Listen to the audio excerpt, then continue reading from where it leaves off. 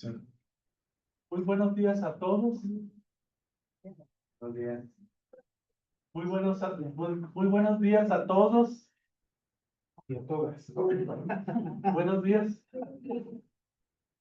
Bien, les damos una cordial bienvenida al 12º Congreso Internacional de la IAPAS, la Academia Internacional de Ciencias Político-Administrativas y Estudios de Futuro.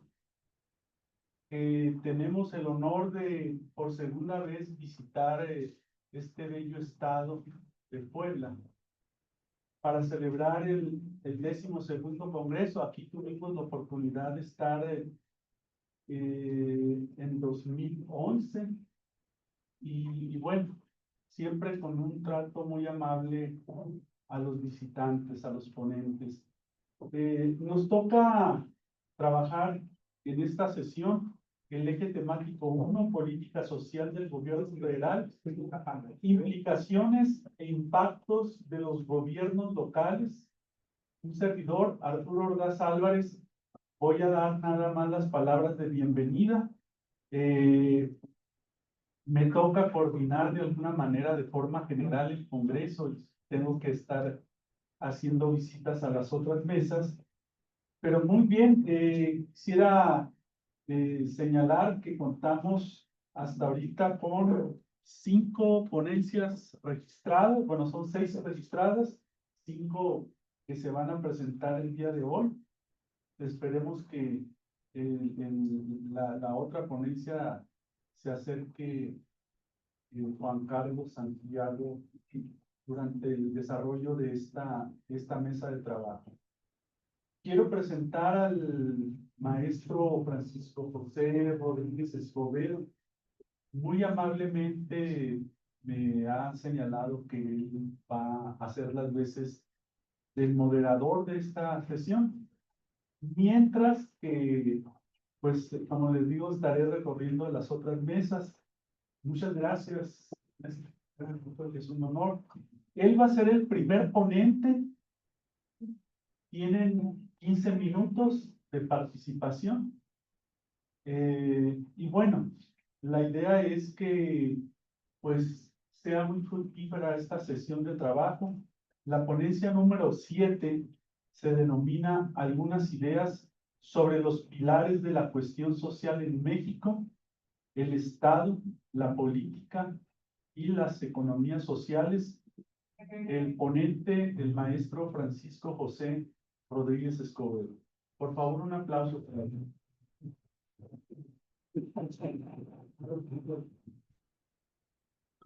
Bueno, pues muy buenos días a todas y a todos que nos acompañan hoy. Es un gusto de poder platicar con ustedes, con colegas muy queridos y con estudiantes que veo que es el tema de esto que voy a hablar. Yo voy a comentarles sobre los pilares de la cuestión social en México. La ponencia se propone básicamente responder a la siguiente pregunta, precisamente referida a cuáles son los pilares que sostienen y explican la cuestión social en nuestro país. Dichos pilares, desde nuestro punto de vista, son el estado social o el estado de bienestar, que se conoce también, o el estado de servicios. En el trabajo se va a hablar sobre autores fundadores, las teorías que lo fundamentan y pues algunas características, el auge y la crisis de este estado de bienestar. El segundo pilar es la política social. La ponencia plantea su conceptualización también y los retos que enfrenta en la actualidad la política social. Y el tercero de los pilares pues es la economía social. Estos son, desde mi punto de vista, es un trabajo que yo he trabajado, que yo he preparado para este congreso y que está ya listo para ser publicado. Es un extenso, es un trabajo extenso. Entonces yo pues voy a hacer una panorámica muy rápida, un recuento muy rápido del documento para no pasarme de tiempo. Bueno, a finales del siglo XX, una creencia dominante recorrió el orbe. El mercado y no el Estado sería la principal fuerza constructora de la sociedad. Empezamos con esa provocación para todos. El mercado, dejando sus propias fuerzas a escala mundial, generaría potencialidades extraordinarias para resolver los problemas sociales que el estado de bienestar redujo pero no suprimió, como la pobreza, la desigualdad y la exclusión social. Sin embargo, después de transcurridos 36 años de hegemonía de esa creencia, al término de la segunda década del siglo XXI, ocurre a escala mundial una poderosa tendencia a la concentración del ingreso, de la riqueza, del patrimonio, así como de recursos políticos. La desigualdad avanza, debilita lazos sociales y genera conflictos distributivos y además frena el dinamismo económico. Durante las próximas décadas se avisora un futuro extraordinario de avances en el terreno productivo, sí, pero con desigualdades igualmente sorprendentes que impidieron la eliminación de la pobreza, la indigencia, así como de la desigualdad lacerante. Por un lado, vamos a ver que este planteamiento, perdón, perdón, creo que lo pasé, Patricia. Bueno, el Estado social fue, según el planteamiento del doctor Luis Aguilar, la tercera opción de ordenamiento político que la sociedad eligió para intentar responder a la inseguridad, la precariedad, la pobreza y el sufrimiento de innumerables capas sociales y tal vez el total de la sociedad entonces.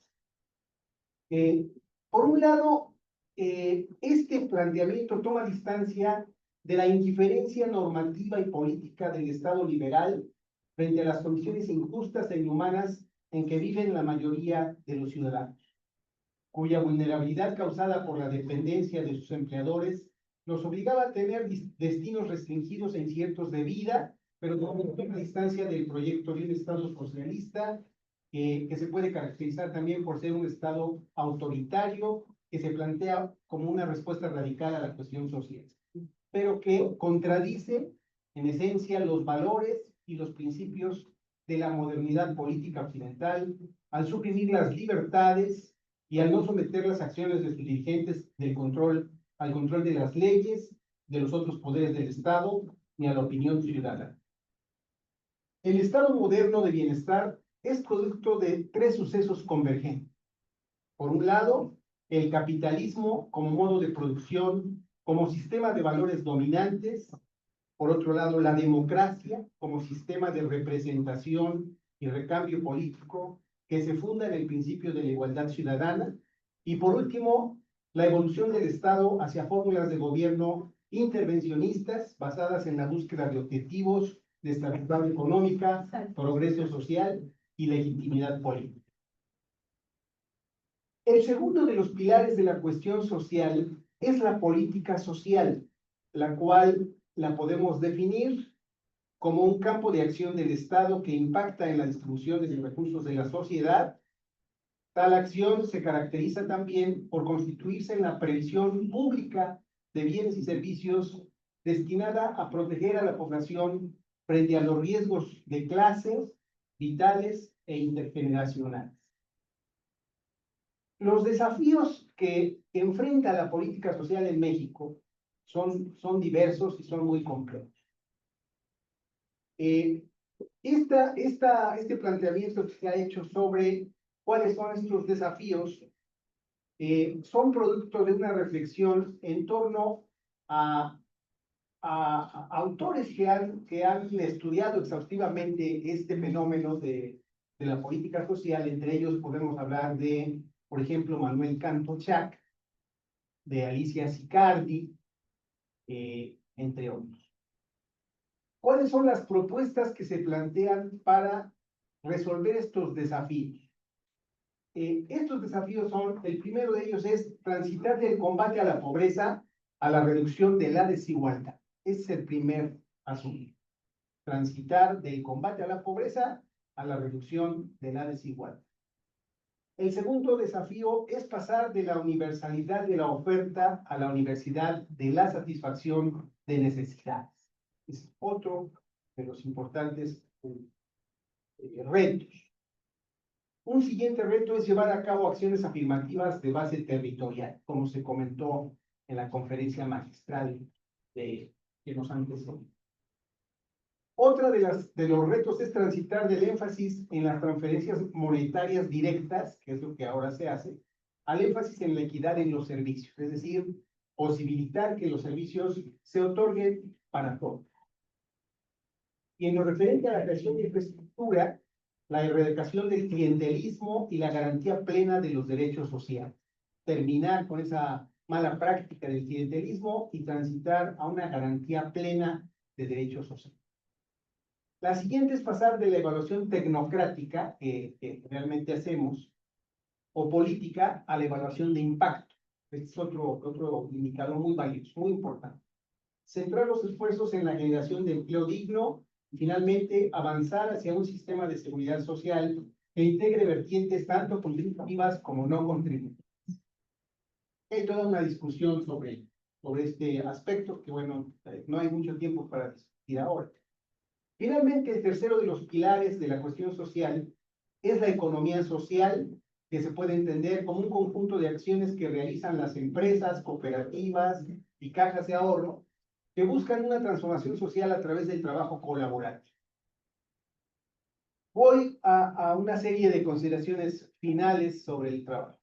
El análisis de estos tres elementos, desde mi punto de vista, coadyuvan a la explicación certera y profunda sobre la importancia de la cuestión social en México, a partir fundamentalmente del fracaso del modelo neoliberal que se hace explícito a partir del 2018 con la llegada al poder de un partido de izquierda en el país que hace necesario y urgente un cambio de rumbo y de régimen político que además ocurre sin violencia y por la vía político-electoral.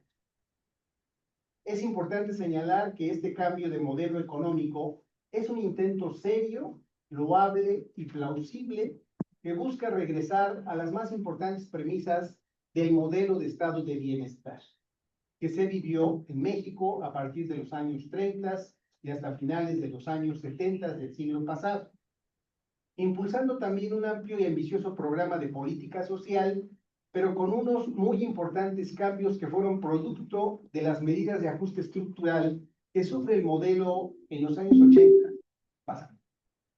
Aquí hay algo muy importante que es, digamos, la parte medular de la ponencia. Estos ajustes, que se llamaron ajustes estructurales, ¿verdad?, se refieren a implementar en el país una importante política de austeridad con el objetivo de reducir drásticamente los gastos superfluos del gobierno. El Ejecutivo del periodo 2018-2024, que ustedes saben quién es, se llama austeridad republicana. Mantener finanzas públicas sanas, evitar el endeudamiento público externo, buscar la estabilidad de precios, así como el control de la inflación. En una palabra, la búsqueda de la estabilidad macroeconómica. Es decir, en el nuevo modelo económico, en el modelo que hoy estamos transitando, al modelo que hay autores que plantean que este modelo se puede entender como el modelo neo-keynesiano. Hay una propuesta ya en esa lógica que plantea que el modelo de desarrollo que hoy estamos viviendo, estamos trabajando, digamos, como sociedad, es el modelo que se puede entender como el modelo neo-keynesiano. Lo más importante es que paradójicamente, fíjense ustedes, paradójicamente, el nuevo modelo económico que se plantea tiene como sustento fundamental algo que el modelo neoliberal impulsó y implementó en el país, que fueron las medidas, dice el doctor Aguilar, difíciles pero necesarias, que fue estas medidas de cambio estructural de las que me he referido. Es decir, saneamiento de las finanzas públicas, no gastar más de lo que se recauda, ¿verdad? Tener control de la inflación. Ese tipo de medidas, paradójicamente, fueron medidas neoliberales, para decirlo con toda claridad. Sin embargo, esas medidas neoliberales que se llevaron a cabo en estos años, en los años 80, con la crisis del modelo de estado de bienestar, generaron las condiciones, me parece a mí, esto es algo que podemos debatir si ustedes quieren, generaron las condiciones necesarias para el nuevo modelo de desarrollo que hoy tenemos. Fíjense ustedes, si esto no hubiese sido así, no hubiera habido condiciones para que este modelo se pudiera implementar en México. Esta es una cosa, es una reflexión muy importante que me parece debemos debatir. Desde nuestro punto de vista, esto le dio viabilidad al nuevo modelo económico planteado por los grupos de la Cuarta Transformación y que se convierte en una corriente de pensamiento e ideario político que se traduce en lo que Andrés Manuel López Obrador llamó humanismo mexicano, que se basa en priorizar la atención a los más pobres, la justicia social, la lucha contra la desigualdad y la defensa de los derechos humanos, entre otras cosas. Esas son fundamentalmente las ideas que quiero plantear, que quiero comentar con ustedes, porque me parece que es muy importante darle a cada actor político y económico su justo lugar, poner a las cosas en su justo lugar, con la finalidad de que podamos hablar, digamos, seriamente de todos estos cambios que se han venido realizando en este último sexenio y en el que va de este año ya de la presidenta Sheinbaum, que son, por supuesto, mejorar los salarios en un 135%, ¿verdad? Desde el 2018 a la fecha, el salario ha mejorado en 135%. Son logros, las reservas internacionales superan los 230,000 millones de dólares, cosa que no habíamos vivido jamás en nuestra historia. Nunca habíamos tenido reservas internacionales tan importantes como las que tenemos ahora. Entonces, bueno, con eso cierro y espero que después podamos debatir. Muchas gracias. Agradecemos al maestro Francisco José su participación. Abrimos una ronda de preguntas. Si tiene algún comentario, alguna pregunta. Si quieren, No, ahorita, ¿no? Sí, ahorita, y bueno, podemos hacer un par de preguntas, seguimos, y al final, los que todavía tengan interés de preguntar a los primeros ponentes, con mucho gusto. Adelante, además. Muchas gracias, doctor.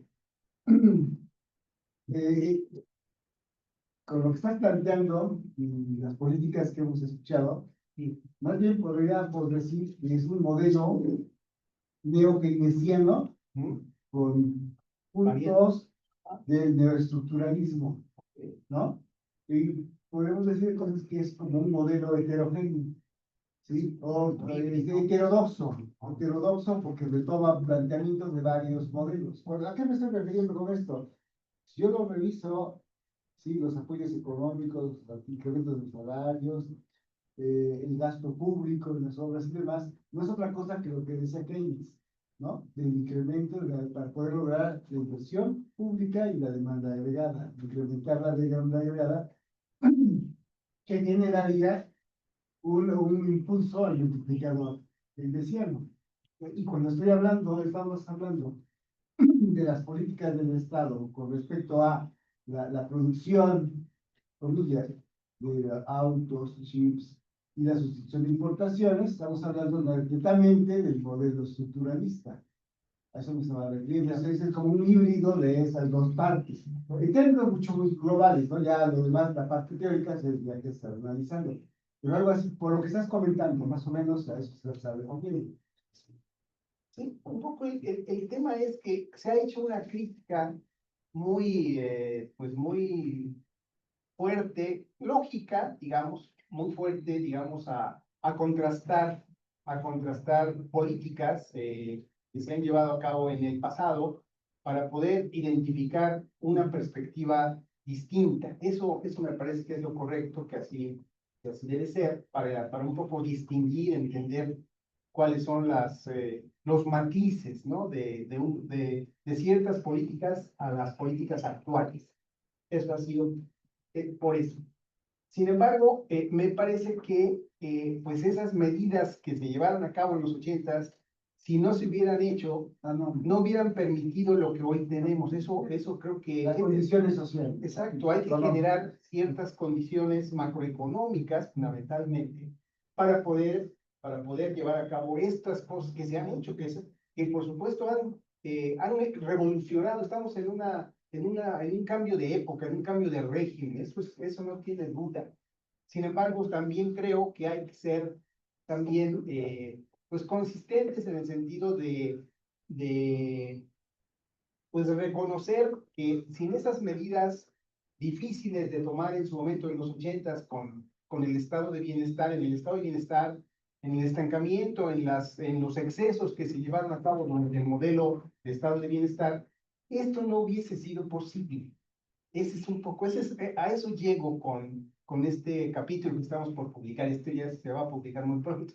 Esto es una cosa así muy pequeñita, sin embargo, es una reflexión bastante extensa sobre esto que me parece a mí. Yo soy un convencido del Estado social. A mí me parece que el Estado social es el mejor estadio de desarrollo de una sociedad.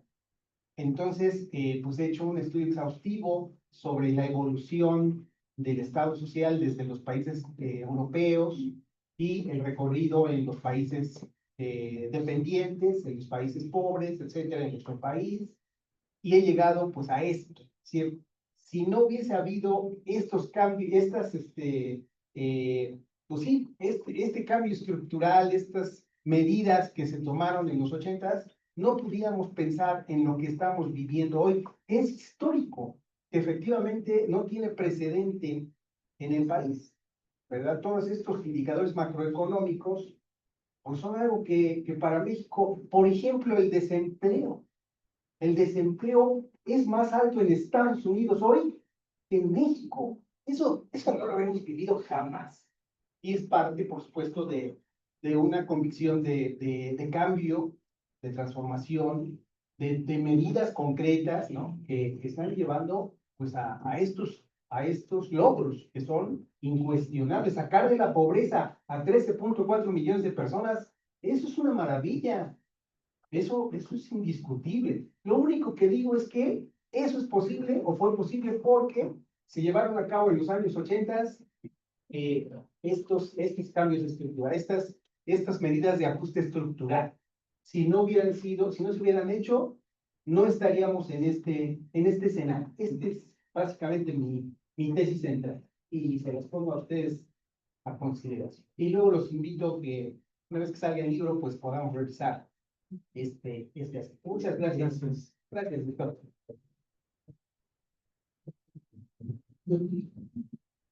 Bueno, Sí, no, perdón. sí, perdón.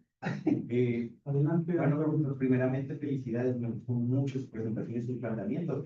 Tengo dos preguntas y me apuraré porque sé que el tiempo se ha ajustado. Primeramente, mencionó que en política social algo esencial ahí son los sistemas de seguridad social, que a lo mejor sí en los años 80 con la reforma del Estado se ajustaron y debilitaron, no lo extinguieron, tenemos un histórico sistema de seguridad social fuerte, pero actualmente tenemos dos problemas principales, yo lo planteo así, ¿no? Lo veo así. La informalidad, la gran informalidad.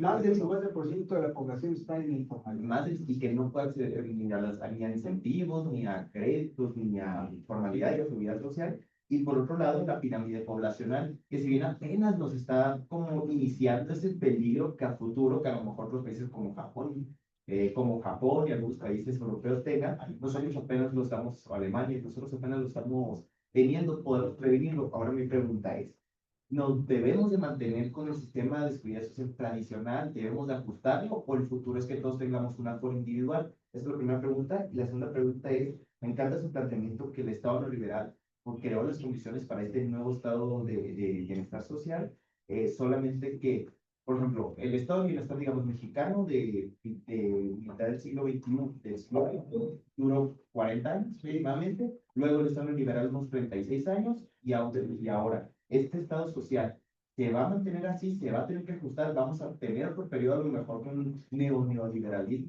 por ejemplo. Espero que no. o nos vamos a meter en esto, o ajustaremos temas como las transferencias que usted comenta, que debemos de pasar de, que si no entendí mal, de la universalidad, a lo mejor a otra vez focalizar con un presupuesto amplio, pero ya focalizar, porque a lo mejor a largo plazo en sí es insostenible. Esas son mis dos preguntas. Bueno, muy interesante tu planteamiento. A mí me parece que este modelo neokeynesiano para este país va a durar, yo pienso que por lo menos 3 sexenios.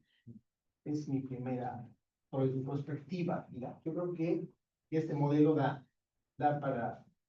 la crítica, y eso está también en el documento del artículo, del capítulo de libro, la crítica digamos, a la posibilidad o no de que un modelo basado, digamos, en transferencias dure, sea duradero, esa discusión se tuvo desde los 50. O sea, ya pasaron 70 años y eso no pasó. Eso de que ya viene el socialismo, cosas de ese tipo, no han pasado ni van a pasar. En este país, los gobiernos de izquierda son gobiernos moderados.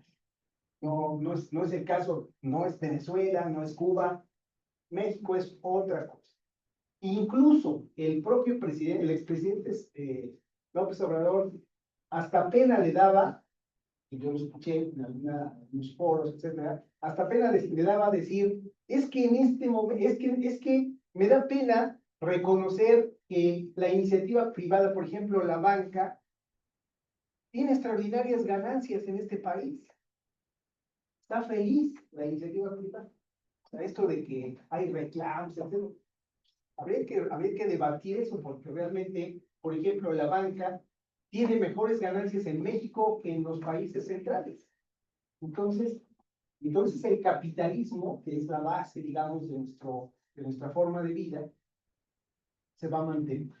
Y esta lógica, esta idea de hacer transferencia, habría que, por esto hablo un poco de algunos avances en términos de estos programas sociales, o sea, cómo deben avanzar, ¿no? Porque sí, lo que en algún momento puede ser útil para continuar el modelo, en algún sentido también nos puede traer pues insuficiencias en términos de recursos. Pero les digo, yo creo que este modelo da para 3 sexenios por lo menos más. Y la oposición, por ejemplo, la oposición de derecha me parece que tiene que no tiene un proyecto. Por lo menos hasta ahora no hay un proyecto de desarrollo por el cual se pueda optar. Ni siquiera eso me parece. Ni siquiera tienen actores políticos que puedan debatir o que puedan cuestionar a este modelo. O sea, quisiera poder, por ejemplo, en la campaña electoral reciente, el PAN propuso los mismos programas sociales, pero copeteados. Un poco. ¡Qué locura! ¿No? Y luego también Cepeda declara, nos equivocamos, porque nosotros nunca hemos creído en los programas sociales, y tiene razón, ¿verdad? Esta idea de refundación, con las mismas ideas y los mismos actores, no tienen futuro. Ese es un poco, no sé si contesto. Muchas gracias. Muchas gracias, maestro. Vamos a dar continuidad a esto. Pedimos, por favor, a la doctora Verónica Yolanda Yance Morales, al doctor Amado Torralba Flores y al doctor Alfredo Pérez Paredes, que nos acompañan para hacer la presentación de la segunda ponencia, que se denomina Mercado Laboral y Desempleo Juvenil en México. Gracias. Y hablando del desempleo, lo que decía, compañero, bien.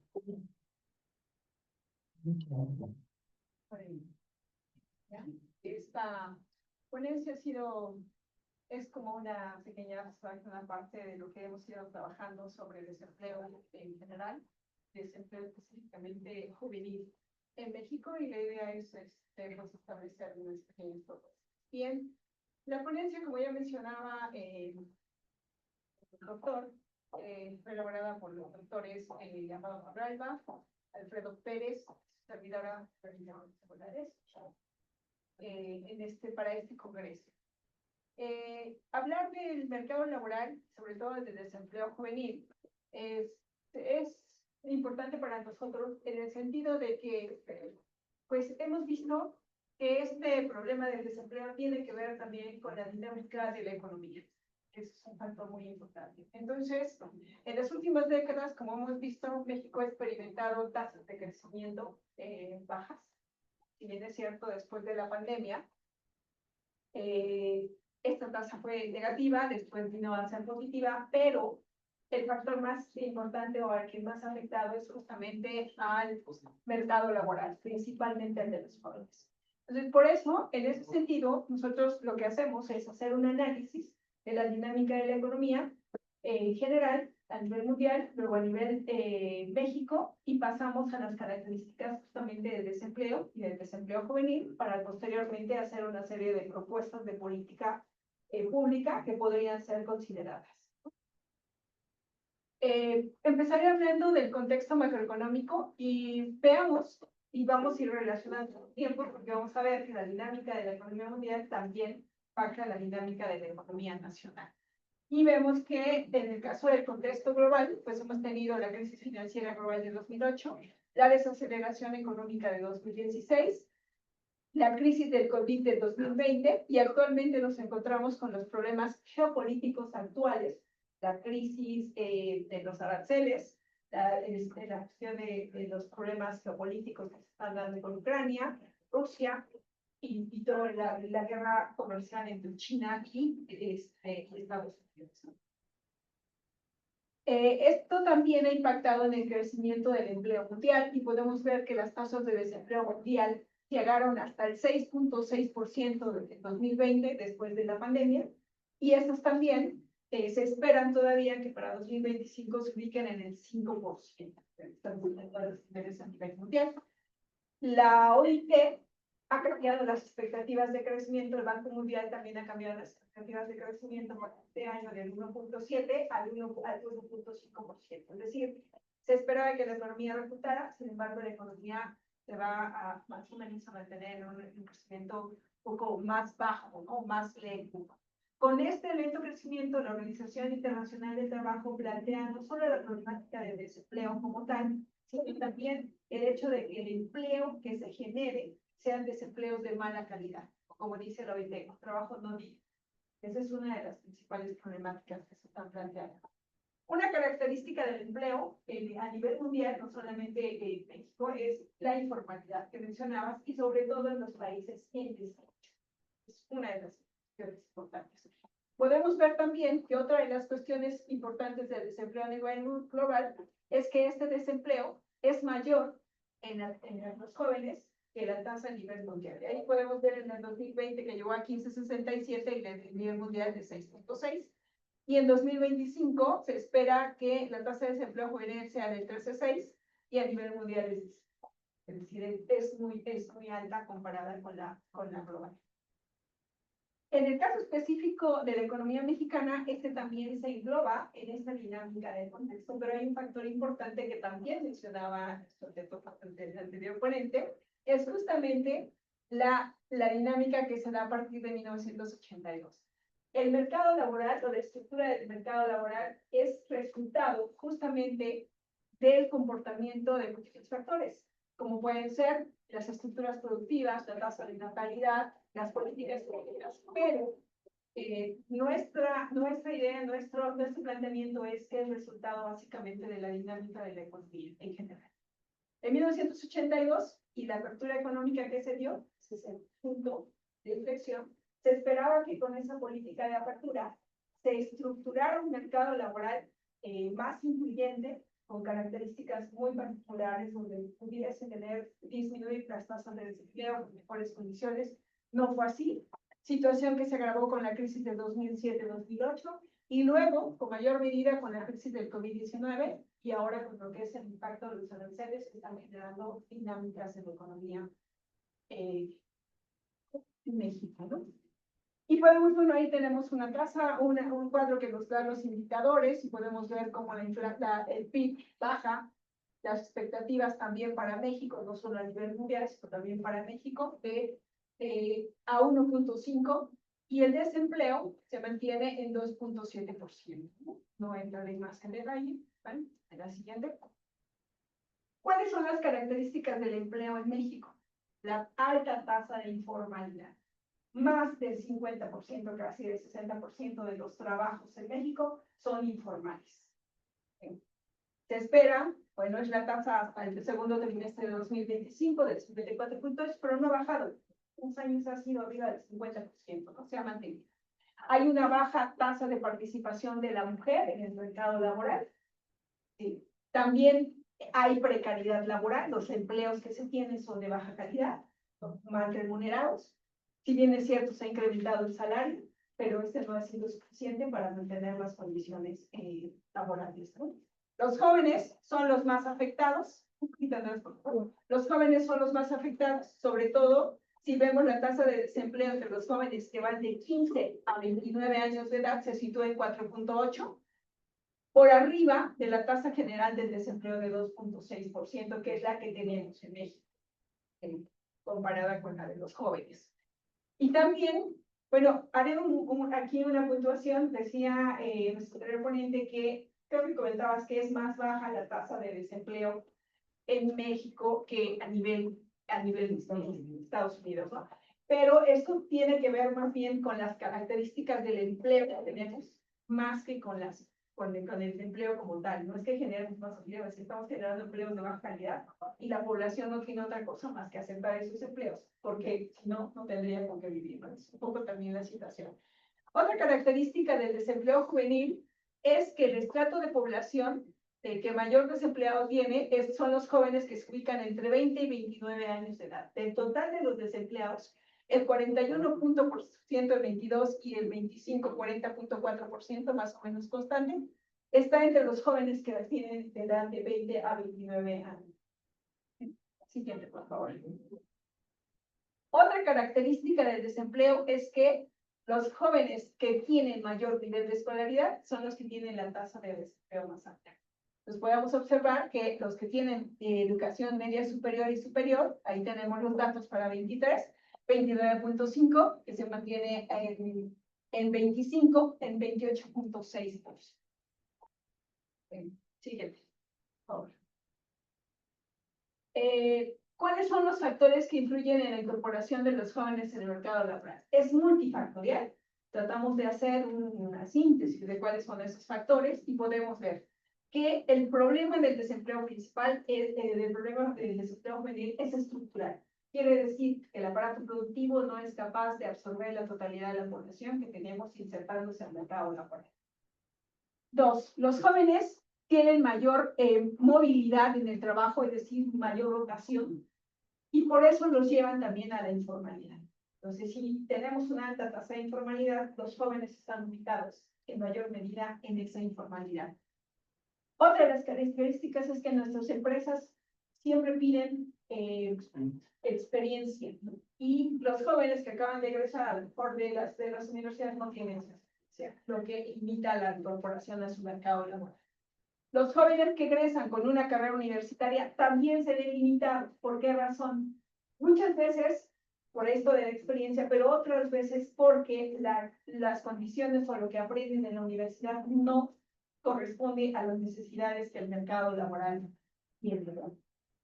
Otro factor, los jóvenes para incorporarse al mercado laboral tienen que tomar una decisión de si me incorporo al mercado laboral o me voy al mercado a la educación. Y esto depende de factores sociales. ¿Sí? Dependiendo de sus condiciones, si tienen una baja condición social, van a preferir al mercado laboral y no entrar a estudiar. ¿Sí? No, creo que hay una, ¿no? Ah, sí, son esos. Ok. Bueno, hay muchos más factores, pero consideramos que son como esenciales para la dinámica de los jóvenes. Por ejemplo, también está la de las mujeres, que se quedan a cuidar a la familia o a los hijos en lugar de incorporarse al mercado laboral, que es otro elemento importante. Bueno, ya decíamos lo de la capacidad de los jóvenes, la precariedad en el trabajo, sobre todo ahorita de los jóvenes en plataformas digitales, que también es otro elemento que se ha adherido a la problemática juvenil, y los cambios en los esquemas tecnológicos que se están generando por la inteligencia artificial y los avances tecnológicos también van a cambiar esta estructura productiva y van a necesitar mayor personal cualificado, que implica que los jóvenes no se van a incorporar inmediatamente, es un proceso más largo para su propia incorporación. ¿Cuál es importante? Crear políticas públicas. El Estado juega un papel muy importante en este sentido, y hablamos del Estado, que ya mencionaba, del Estado de la participación del Estado en las políticas sociales, que tiene que orientar las mejores condiciones sociales porque les puede dar oportunidad a los jóvenes para que se puedan vincular con el gobierno y buscar un mejor futuro, ¿no? Entonces, en general, nosotros hacemos una serie de propuestas de política económica que se pueden ir considerando y que cada una se puede ir desarrollando, pero uno de los primeros elementos es lo que se mencionaba, plantear políticas macroeconómicas que permitan el crecimiento económico del país y el desarrollo tecnológico. Crecimiento y desarrollo son cosas diferentes. No es solamente es el Producto Interno Bruto, sino también las condiciones sociales en la población que permitan que tengamos mayor productividad y mayores condiciones para absorber a la población que se incorpora al mercado laboral. Una revisión y ajuste de las políticas públicas orientados a la población vulnerable. Básicamente, ¿quién es la población vulnerable? Pues los jóvenes, las mujeres y los sectores que se encuentran en regiones alejadas, sobre todo, ¿no? De explotación. Nuevas políticas de empleo que complementen las ya aplicadas. Si bien ya tenemos los jóvenes construyendo el futuro, debemos de complementar este tipo de políticas para que se generen nuevos empleos. La política social debe adaptarse y reflejar las diferentes condiciones de los hogares, de las familias, de los jóvenes. O sea, generalizar no es tan adecuado, sino particularizar también esta parte de los apoyos sociales que se tengan. Implementar esquemas de supervisión empresarial, sobre todo en la aplicación de la legislación laboral, que mejoren las condiciones de trabajo de los jóvenes, pero también de aquellos que se incorporen a los programas sociales. Por ejemplo, esto de Jóvenes Construyendo su Futuro, hacer un seguimiento de las empresas que están siguiendo esos programas, que se están inscribiendo a esos programas. Incentivos fiscales para lograr que las empresas salgan de la informalidad. Sabemos que en México un porcentaje muy alto de empresas se encuentran en condiciones muchas veces fiscales o de requisitos, están ahí presentes, y eso permitiría incrementar el empleo de los jóvenes. Fomentar la vinculación universidad-empresa a través de prácticas profesionales remuneradas. ¿Por qué remuneradas? Porque la remuneración permite exigir más a los estudiantes, pero a la vez también le da el compromiso a las empresas con los estudiantes, pero también los jóvenes se acercan al mercado laboral y adquieren experiencia, que es un elemento que limita también el empleo.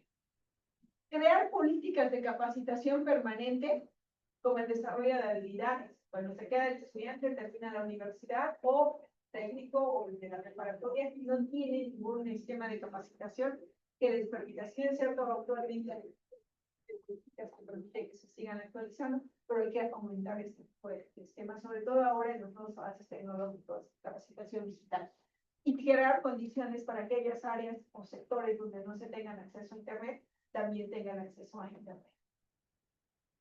Promover las políticas existentes de emprendimiento y estímulos fiscales. Sí hay políticas de emprendimiento, pero hay que promoverlas, y también estímulos fiscales para los nuevos emprendimientos, sobre todo de los jóvenes, hasta que se concrete su proyecto o su madurez su emprendimiento, ¿no? Eso es otra de las cosas. Otro de los puntos, y por último, es dar seguimiento a los programas al programa de Jóvenes Construyendo el Futuro. Se han hecho una serie de estudios sobre Jóvenes Construyendo el Futuro y falta poner atención un poco en la focalización y que efectivamente vaya a sectores que sean los que necesitan. Ha habido condiciones, por ejemplo, Jóvenes Construyendo el Futuro solamente está más limitado en la ciudad y no hay una incorporación de los jóvenes que se encuentran en áreas rurales, por ejemplo. También a jóvenes que tienen cierto nivel educativo y no a otros jóvenes que tienen el menor nivel educativo. Entonces hay que focalizar para que se cumpla con el objetivo de generar más apoyo y no solo sea un apoyo temporal.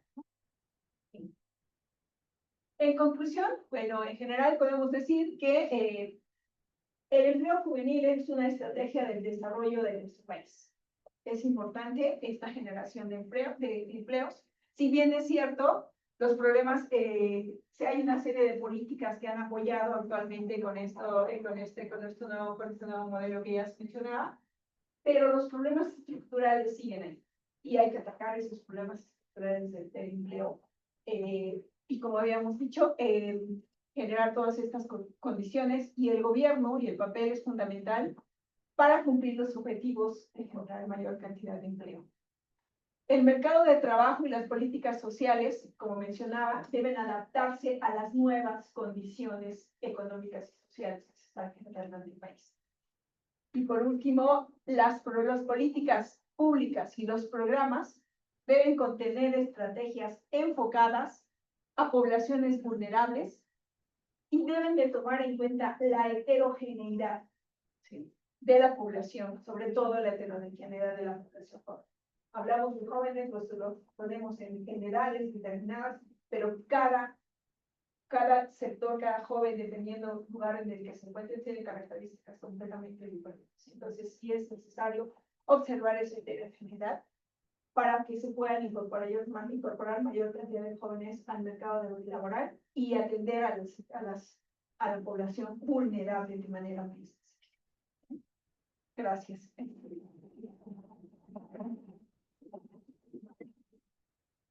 Le damos las gracias a la doctora Verónica Yolanda Yaste Morales. Y pues a continuación abrimos una ronda de preguntas. Adelante, maestro. Gracias. En realidad, más que una pregunta, es un comentario, porque es un tema que quizá no es medible, pero sí es vivible, la actitud de los jóvenes. O sea, todos estos factores son importantes, pero la verdad es que para los que nos desarrollamos en el ámbito profesional y tenemos que captar gente, es muy complicado trabajar con los jóvenes. En mi lógica, por dos circunstancias. La primera, no adquieren todavía, en algún momento no han adquirido el nivel de responsabilidad o no saben dimensionar lo que implica un trabajo. Y dos, ¿en qué momento sucedió? No lo sé. Todos quieren ser hombres. Todos quieren ser gente. O sea, todos quieren tu puesto. Cuando uno viene 20, 25 años trabajando en ese tema, como siempre he dicho, empezaste desde abajo. O sea, eras el que sacabas copias, el que luego fue evolucionando. Y hoy todos los chavos, no todos, hablo todos, pero evidentemente no el 100%, todos quieren ser gerentes, directores de la empresa o dueños. Y entonces creo que esos factores también están un poco afectando. Quizá no son tan medibles, pero a eso me refiero cuando son vivibles. Sí, Gracias, doctor. tiene razón. Hay algunos estudios que se han realizado sobre el comportamiento justamente de los jóvenes y hay quien dice, bueno, hay desempleo porque no hay empleo o hay desempleo porque los jóvenes no quieren trabajar. Ese es otro de los factores también importantes. Hay un grupo, los llamados ninis, que muchas veces no ni estudian ni trabajan, no porque no exista el trabajo, sino porque están esperando las mejores condiciones, como mencionaba, un buen trabajo, un buen salario, y cuando yo lo encuentre, empiezo a trabajar. Creo que tiene que ver también con condiciones socioeconómicas, porque si provienen de familias con cierto nivel socioeconómico, todavía tienen, o sea, el soporte familiar, y entonces no se incorporan al mercado laboral. Sí hay características también de los jóvenes que no quieren entrar en esta dinámica, ¿no? Y es por eso que es multifactorial. Habría que verlo desde diferentes aplicaciones. Carlos.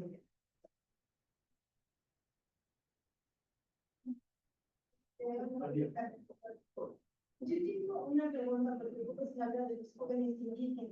Entonces, mi pregunta es que, ¿por qué estos jóvenes, a pesar de tener talento y conocimientos comunitarios, siguen enfrentando pues, las barreras para acceder a empleos dignos y bien remunerados. Bien, mira, son varios factores ahí. Para empezar, tenemos un problema en términos del desarrollo regional que se pueda generar, ¿no? Porque vemos y tomamos políticas generales. Pero yo mencionaba, hay que tener una política que vaya muy enfocada y que contemple la heterogeneidad de las diferentes regiones, ¿no? Por ejemplo, como decía, jóvenes construyendo el futuro, pues es en general, se inscriban. Pero si el joven no tiene internet, no se va a poder inscribir tampoco al programa de jóvenes construyendo el futuro porque todo lo tienes que hacer en plataforma. Lo primero es generar condiciones para que las regiones también se desarrollen. Políticas para ir detectando a todos estos jóvenes que tienen cierta potencialidad, que los apoyos vayan focalizados también con los jóvenes con características de esa naturaleza. Entonces, precisamente por eso, porque no volteamos o las políticas no voltean a ver cosas muy específicas, sino en general. Pero, ¿qué saber es un poco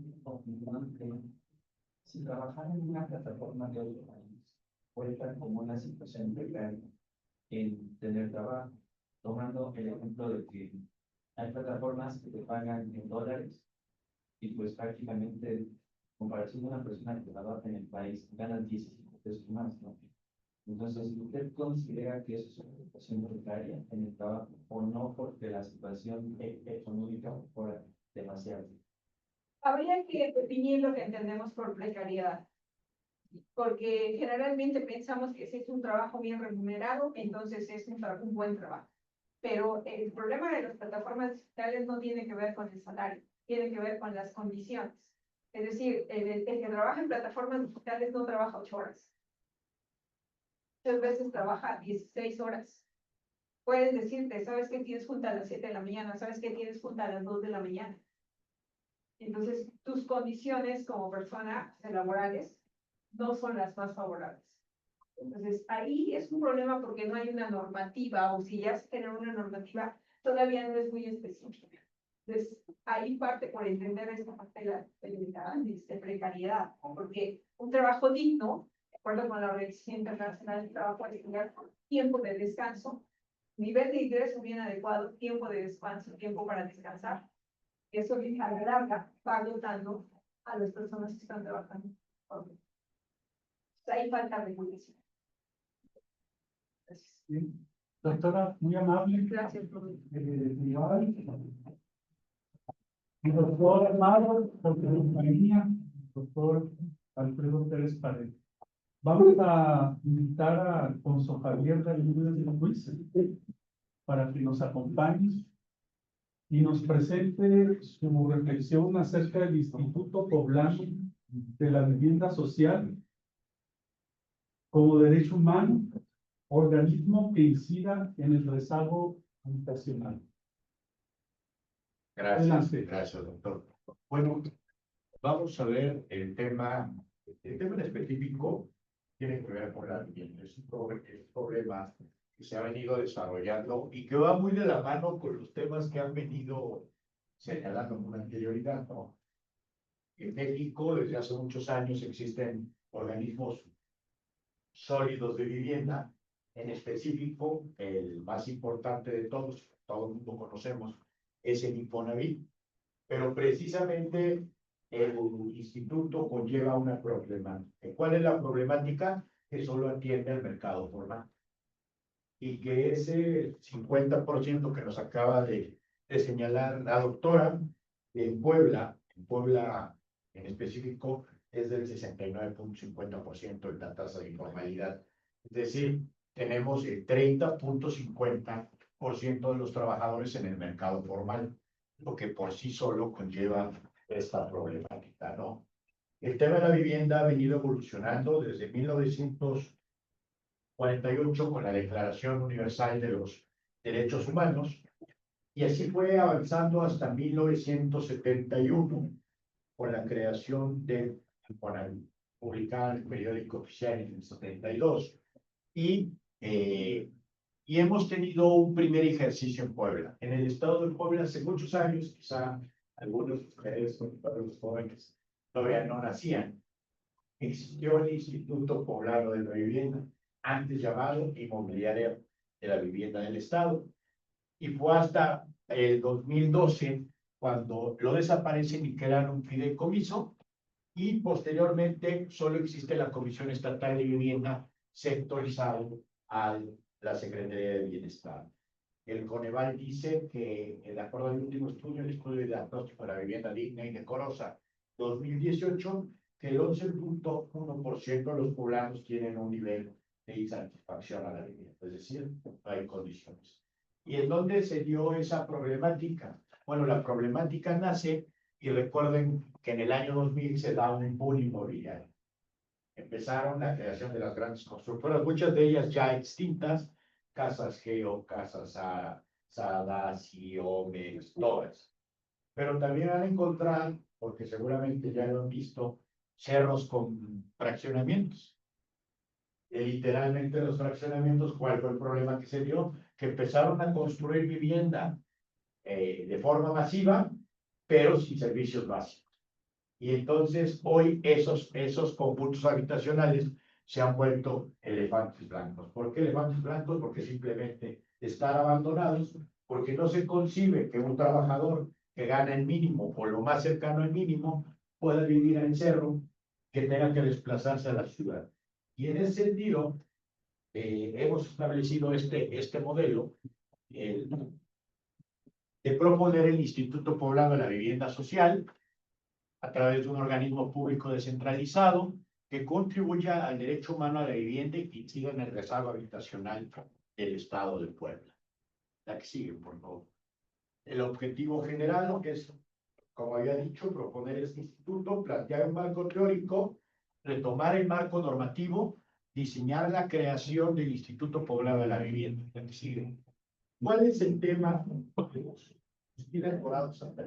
Bueno, el problema, para tenerlo con mayor claridad, es que existen programas de vivienda por todos lados. Esa es una realidad. O sea, no existe hoy un instituto que pueda concentrar todas las funciones de vivienda. Ejemplo, en el estado de Puebla existe una subsecretaría de vivienda dependiente de bienestar y tiene su propio programa de vivienda.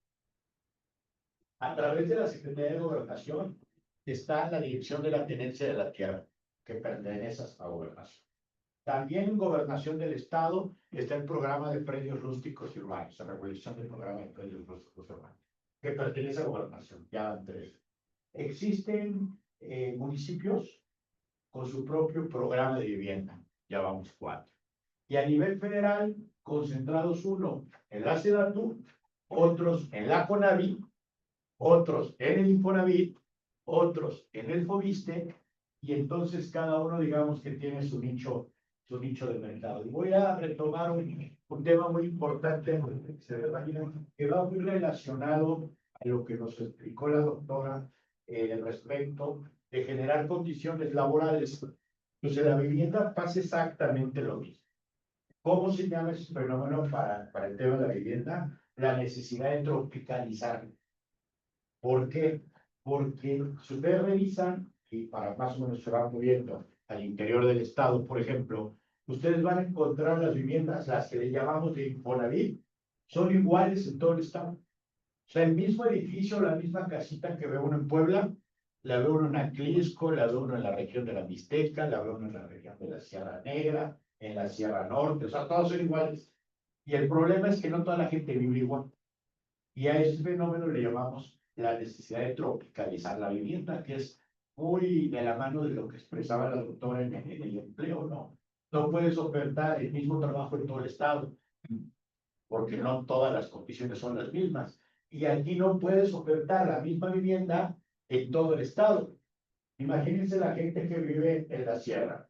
¿Ustedes creen que está cómodo para ellos vivir en una casa de 30 metros cuadrados? Cuando están acostumbrados, por lo menos un patiecito para sus gallinas, para sus vacas, para sus perros, y ahí es donde está progresando el tema. ¿Quieres darle para adelante? Más adelante, por favor. Más adelante, si quieres, nos vamos a ir a las estadísticas. Bien. Estos son los últimos indicadores de vivienda en el estado de Puebla. El 20.2% carencia por calidad, es decir, la población con vivienda con materiales o espacios inadecuados. El 13.2% sin agua entubada, hogares sin acceso al servicio básico de agua potable. Y el 11.1% es la media nacional, que es la referencia comparativa de carencia por calidad de espacio. Llama la atención el 13.2%, que es sin agua entubada, porque en realidad en términos reales, pues aunque tengan tubos, pero sin agua entubada, yo creo que es más de la mitad del estado está viviendo esa problemática, ¿no? Pero esa ya es otra problemática. Adelante. Las viviendas con rezago habitacional por entidad federativa, como podemos ver, en Puebla existe un rezago de 425,679 viviendas, lo que implica que cerca de 1,5 millones de poblanos no tienen vivienda en Puebla. Tomando en cuenta que estamos hablando de viviendas y que cada vivienda, la media aritmética, es de 3 personas que habitan la misma. Adelante. A nivel municipal, como podemos ver, con nivel de rezago, en la capital del estado hay 33,147, en Tehuacán 20,156, y así sucesivamente son los 10 municipios que más rezago de habitación presentan: Puebla, Tehuacán, Huauchinango, Ajalpan, Jicotepec, Zacatlán, Atlisco, Zacapuastla, Cuexala y Texuclán. Ojo, numéricamente son los municipios que más rezago presentan porque son municipios con más habitantes. Pero hay municipios que presentan una cifra escandalosa, como el Xochitlán, en el cual prácticamente el 70% de las familias de los Xochitlán no tienen vivienda. Lo que pasa es que no sucede, no pasa en esta métrica, porque como es un municipio chiquito, pues su número no da para estar en los primeros lugares. 123,456 viviendas en los 10 municipios presentan esta problemática, y hay 608,915 viviendas en los 10 municipios analizados. El 16.9%, hay una reducción del rezago del 16.9% entre el 2010 y 2020. Y los municipios, el municipio que ha presentado una mayor disminución de vivienda es Texuclán, que pasó de 7,163 a 4,966. Y en este último mismo periodo de 10 años, como pueden ver, Ajalpan, la sierra, en lugar de reducir el tema de la vivienda, subió.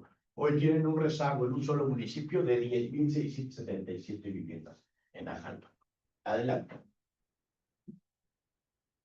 Bueno, este es el marco normativo, todas las disposiciones legales que regulan en materia de vivienda. Adelante, amigo. Si quieres, dale para adelante, yo te digo dónde. Este tema es bien interesante. Este tema es bien interesante porque es precisamente una de las justificaciones de por qué tenemos que establecer un instituto de vivienda que regule este tema. Estamos viendo todos los subsidios a la vivienda en el estado de Puebla del 2013 al 2024, que fueron a través del gobierno federal, ya sea vía la SEDATU o FONAT.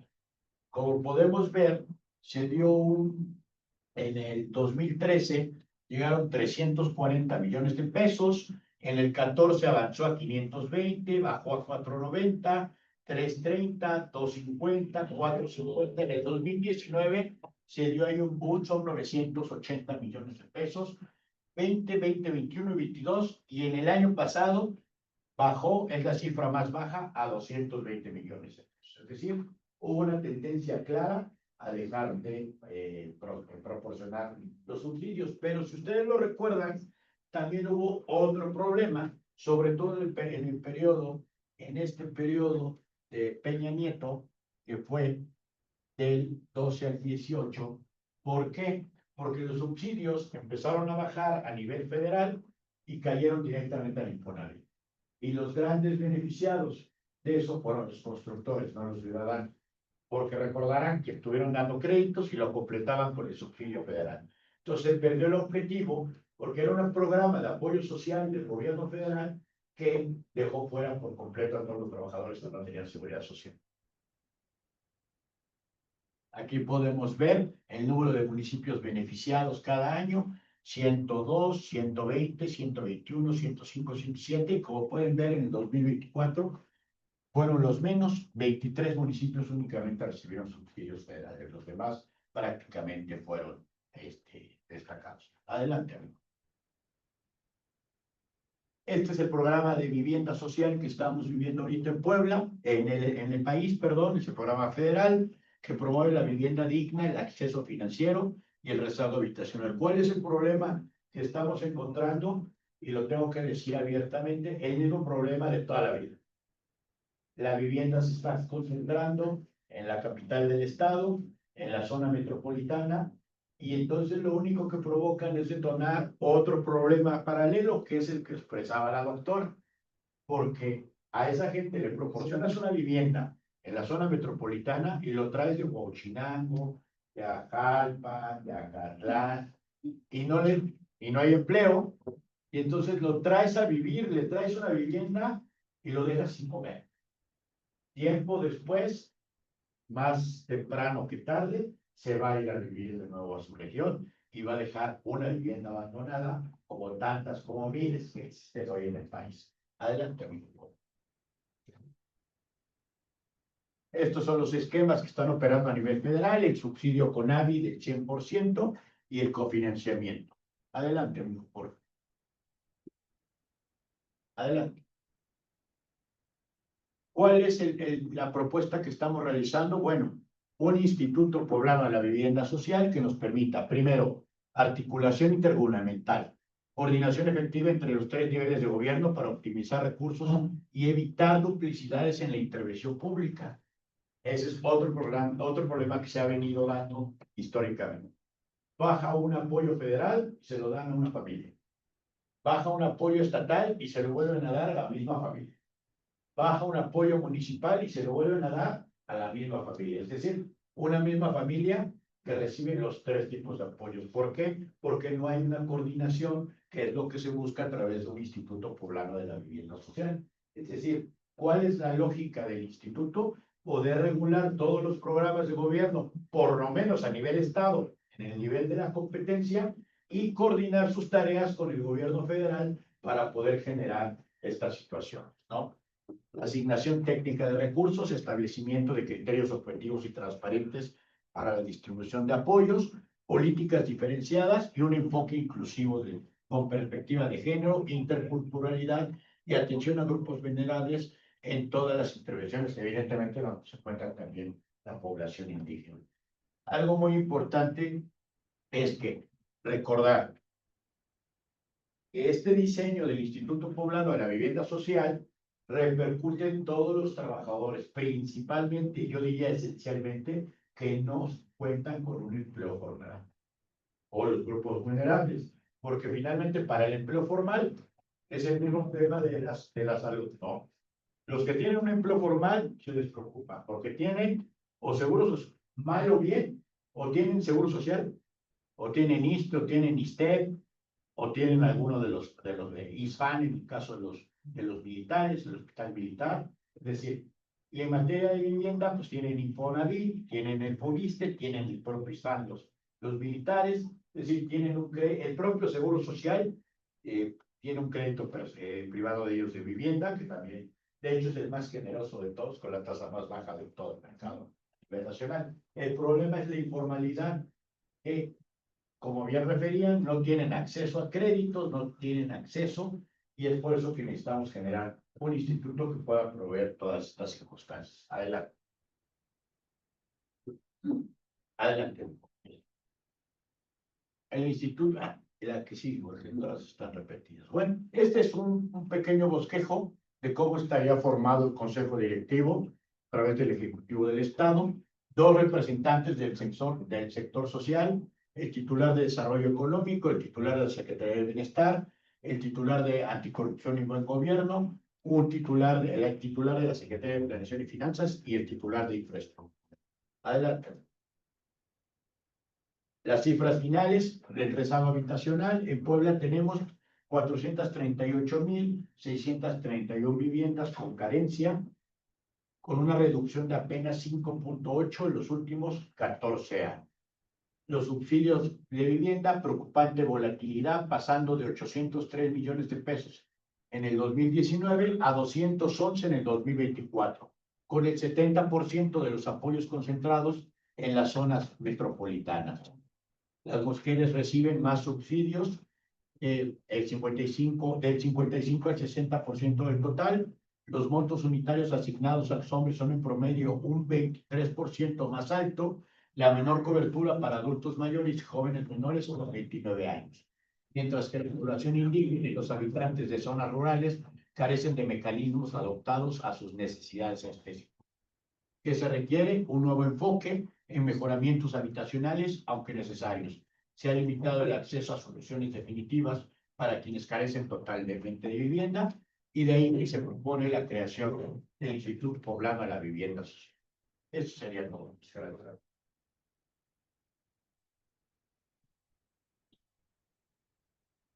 Adelante, señores, quienes tengan alguna pregunta. Ya me está. Está bien. Yo sí quisiera, Adelante. es que me llamó mucho la atención de que es un proyecto magno muy interesante, muy relevante. Es una propuesta de gobierno, es una propuesta al gobierno. ¿En qué condiciones está el planteamiento? Sí, es pues, básicamente la idea original fue que yo empecé a trabajar esto desde que empecé los estudios, ¿no? Y sí, es una propuesta del gobierno que en breve, pero primero tengo que hacer el examen, ya prácticamente estoy por hacerlo, la voy a presentar directamente al gobierno. Lo que pasa es que es un tema que he venido estudiando prácticamente 20, 25 años. Conozco, a veces, yo le comentaba a las horas, que a veces para nosotros es un poco complejo, porque finalmente tú trabajas para el gobierno, yo trabajo para el gobierno. Y entonces, a veces es un poco complejo porque para poder presentar este tipo de propuestas, lo primero que hay que reconocer es que muchas cosas no se están haciendo bien. Y eso no gusta para alguien que viene de casa. Entonces, es un poco complejo, pero sí, efectivamente va a ser una propuesta que en breve voy a presentar el Ejecutivo del Mucho éxito. Gracias. Tenemos la segunda pregunta y en esto cerramos para dar paso a la siguiente pregunta. Solo es reflexionando un poco, digamos, ya está una propuesta, no prácticamente, pero, o sea, ¿cómo me remito pues a la parte normativa? ¿Cuáles son los ajustes que deben ser? Todo el esquema normativo que existe, porque por lo que veo, Asociación Estatal de Vivienda, la Asociación de Vivienda, la Organización de la Tierra, pues hay desarticulación como en muchos otros temas, ¿no? ¿Cuáles son los ajustes que se deben de aplicar? Digamos, ya va avanzando la propuesta, pero ¿cómo la propuesta puede tener dientes para que actúe como debería de actuar? Sí, sí, de hecho está dentro del diseño de la tesis, si viene todo ese esquema, todo ese bosquejo. En realidad no es tan complejo, en realidad no es tan complejo porque muchos de esos programas actúan, digamos que de manera suelta. En realidad la modificación al marco normativo, es decir, el programa de regulación del medio de residuos urbanos es un simple acuerdo promulgado por el Ejecutivo del Estado, en ese momento por don Miguel Barbosa, que nada tiene que ver con la estructura del gobierno. Solo es desincorporar ese programa y trasladarlo a la nueva dependencia. La única modificación que sí tendrías que hacer es la desaparición prácticamente de la Subsecretaría de Vivienda de Cristal para poder incorporar estas tareas. Y el fideicomiso que se extinguió en el gobierno de Rafael Moreno Valle prácticamente ya no sirve porque es un fideicomiso liquidado. O sea, la postura fue prácticamente liquidar el tema de la vivienda y lo único que hace ese fideicomiso es liquidar todos los créditos que quedaron pendientes del pasado otorgados por el Instituto Poblano de la Vivienda, pero que realmente ya son mínimos. O sea, es una estructura que ya es inoperante. Muchas gracias. No, muchas gracias.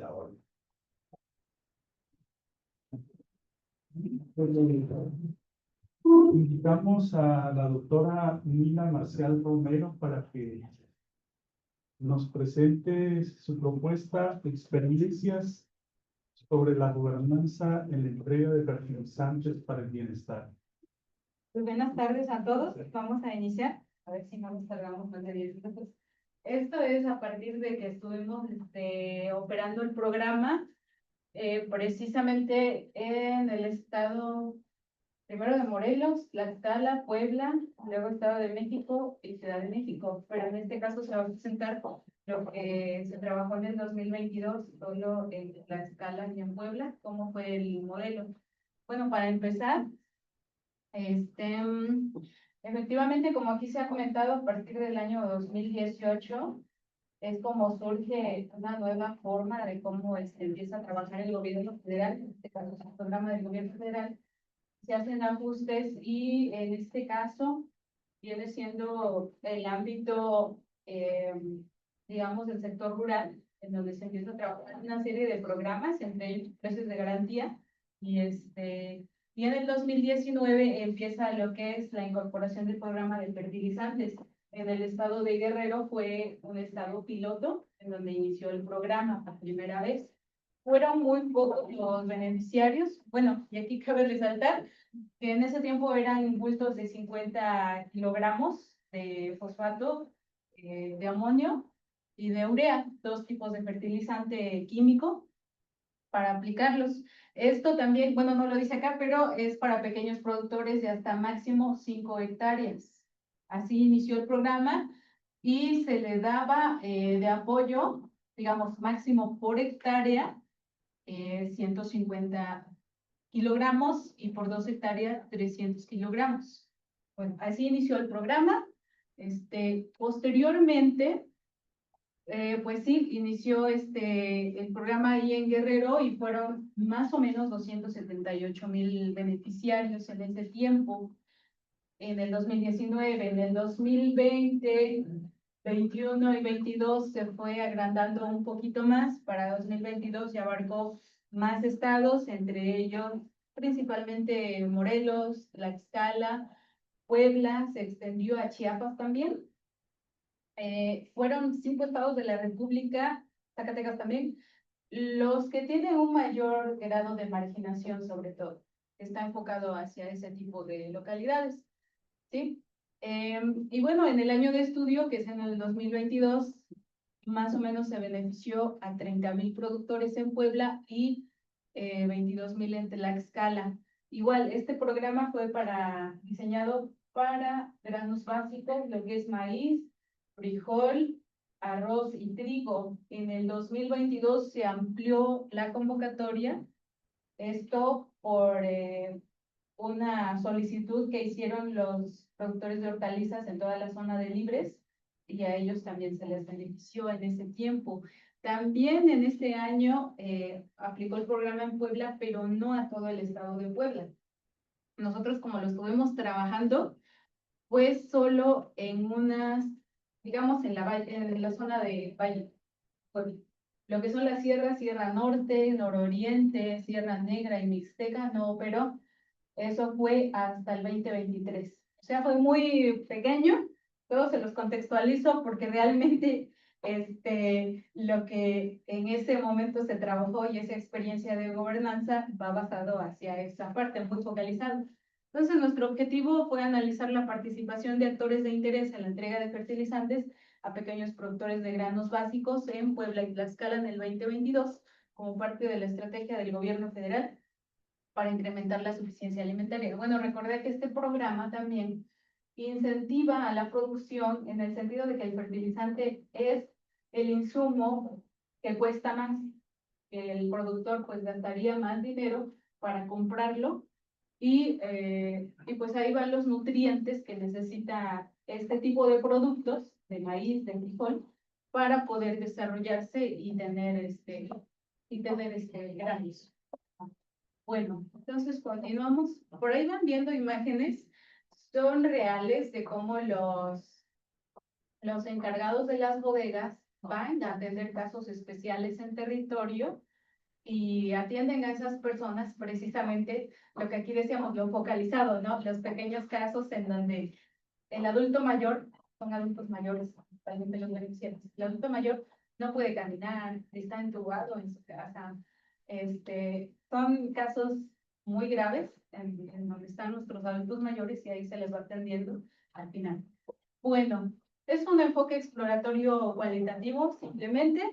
No nos centramos más porque también no existen datos más allá de, o nosotros cuando operamos el programa no se nos permite también difundir este tipo de información, ¿no?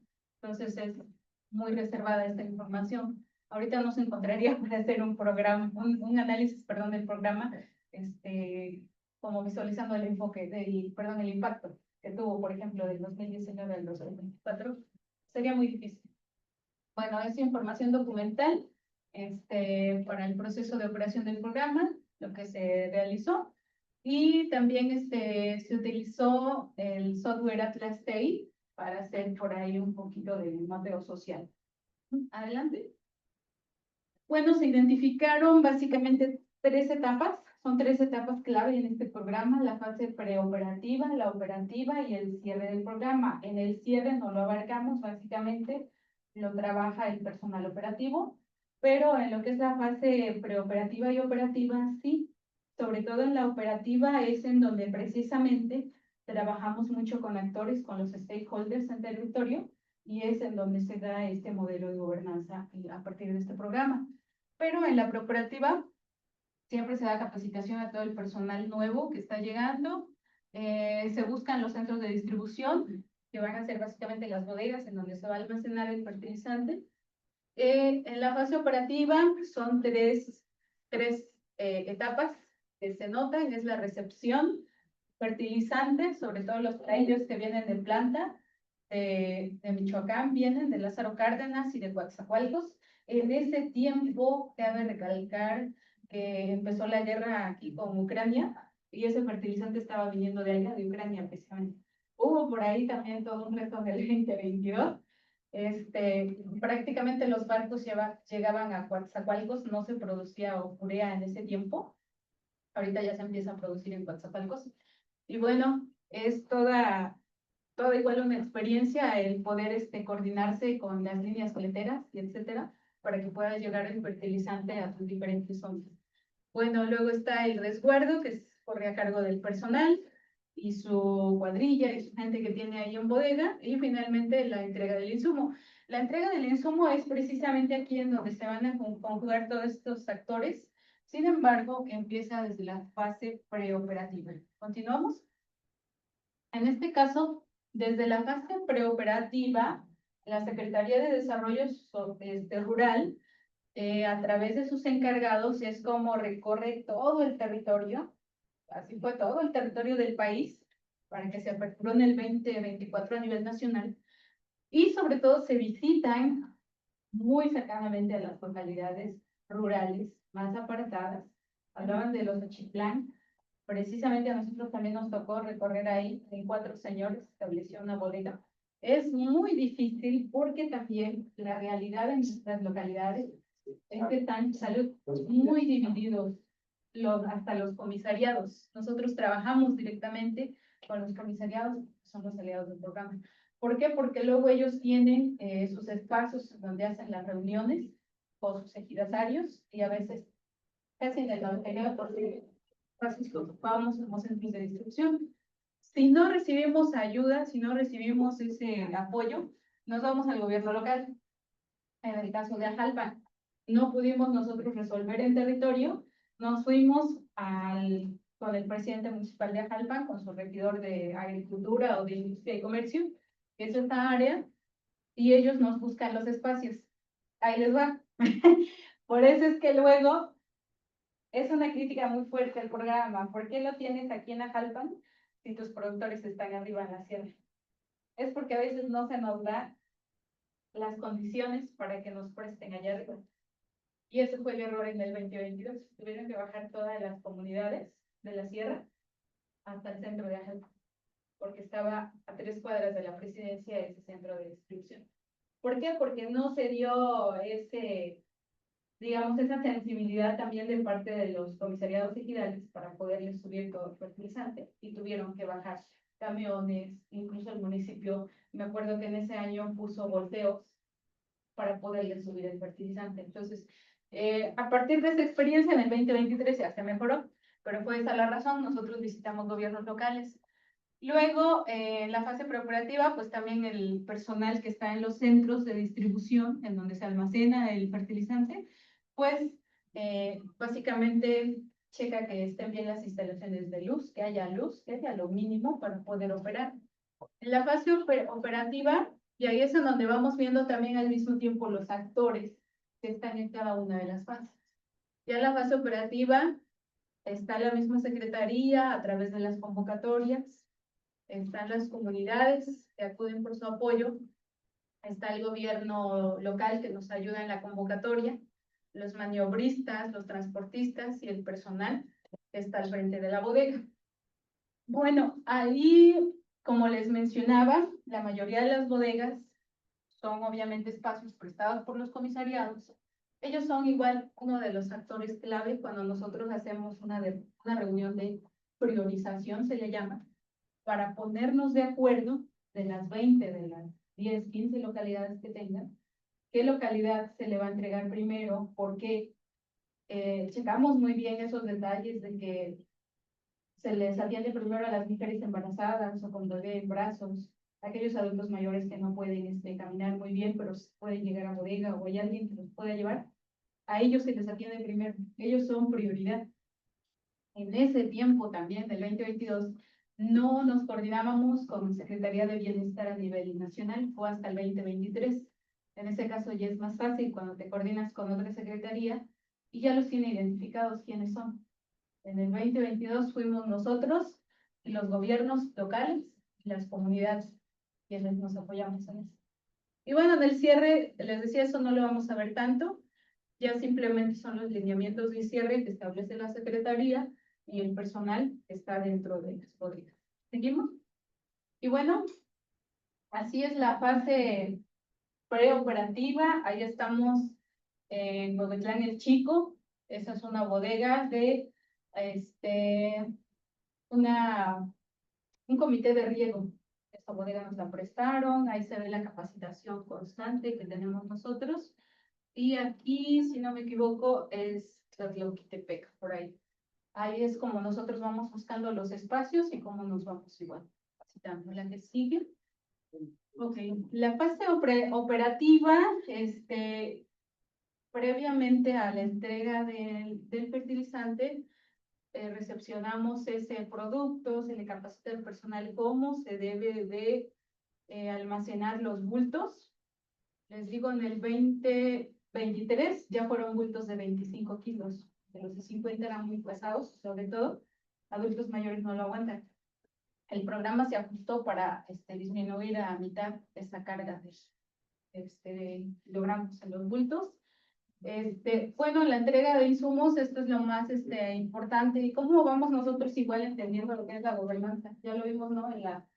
En la conferencia magistral a veces es muy difícil el ponernos de acuerdo, es muy difícil llevar a la práctica lo que conocemos como teóricos, lo que dice la teoría, lo que dicen los grandes pensadores de esas áreas.